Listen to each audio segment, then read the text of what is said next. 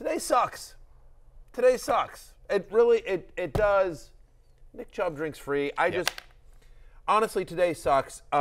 Nick Chubb, I've interviewed him before. Awesome human being. I mean, again, to the extent you can meet somebody, but like you get a sense of players. I've interviewed a ton of NFL players over the years, and like you sort of get a sense of like who's sort of phony and who's kind of real. And Nick Chubb, I thought, very real.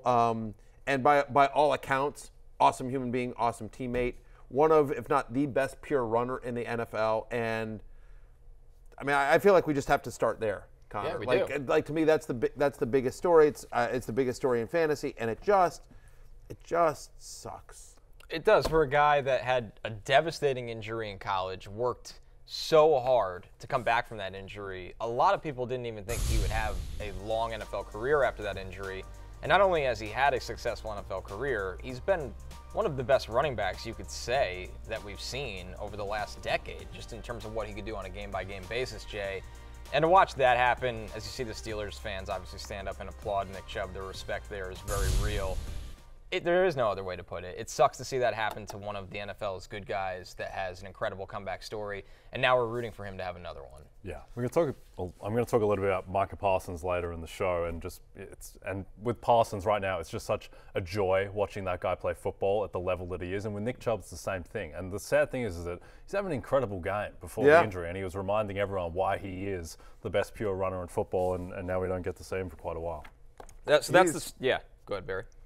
I'm going to say, I think everyone, when they saw the injury, or just like, when you see the cart coming out, like, and Stefanski said, after the game that it's a serious knee injury and he's done for the year. He's out for the year. I hope that like we see him play football again. Like I would highly recommend do not look up video or or photos of it. There's a reason they didn't show the replay, and good on them for not showing that. Correct. But the unfortunate part of our job, guys, so anyway, we're hoping, desperately we see Nick Chubb back on the football field sooner rather than later. It's not going to be this season. But the unfortunate part of our job is that when there is news in the NFL, even if it's really unfortunate news, is that there is a fantasy impact to that. We are a fantasy football show. So Nick Chubb, when he leaves the game, it's the Jerome Ford show. We saw a little bit of Pierre Strong there, but that's because Jerome Ford had ripped off like this 70-yard run, and he was like, a little bit gassed. Yeah. But ultimately it becomes the Jerome Ford after Nick Chubb left the game. He handled 66% of the snaps. He handled 89% of the running back carries for Cleveland. His second longest rush through 2 weeks of the season was that 69-yard run. So, I mean, there's some big playability to Jerome Ford.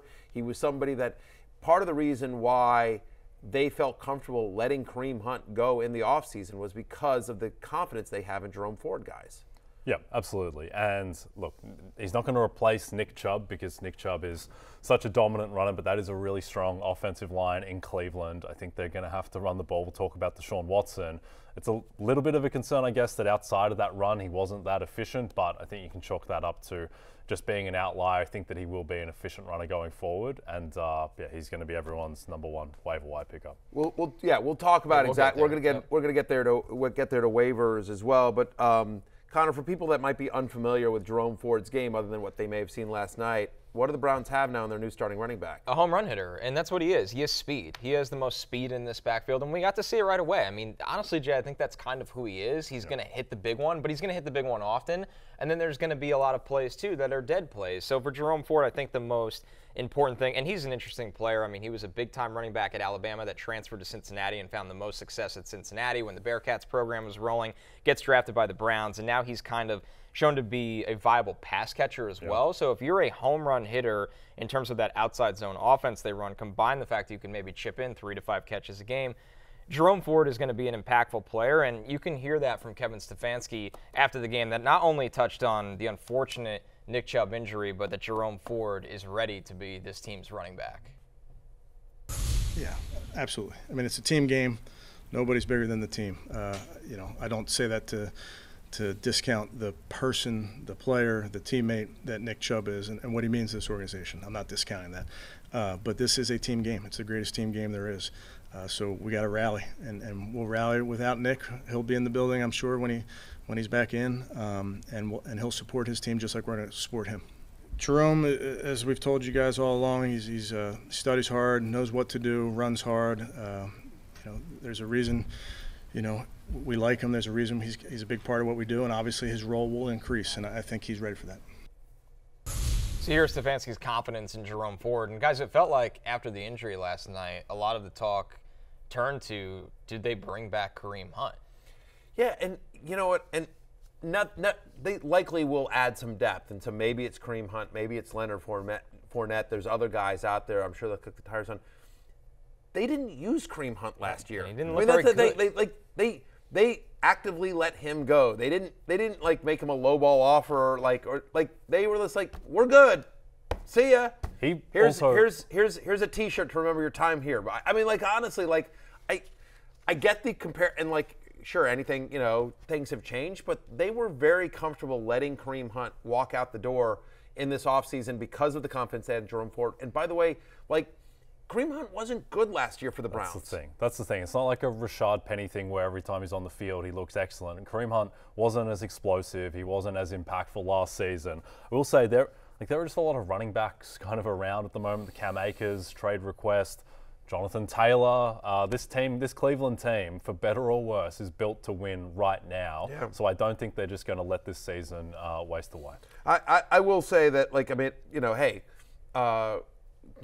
Cam Akers could probably be had for a bucket of balls and a Cleveland Browns sweatshirt. There is Kareem Hunt, Leonard Fournette is both out there.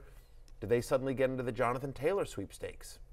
I'm just asking, right? So to your point, this is a team that is all in for this year. Hey, it's Matthew Berry from NBCSports.com and Rotoworld.com, and I want to thank you so much for watching whatever it is you just watched, or if nothing else, being too lazy to click out of the autoplay after this video started, after whatever it is you actually wanted to watch finished. But now that you're here, I'd like to take a moment here to ask you respectfully now, okay? I'm asking you respectfully to subscribe to the NFL on NBC YouTube channel.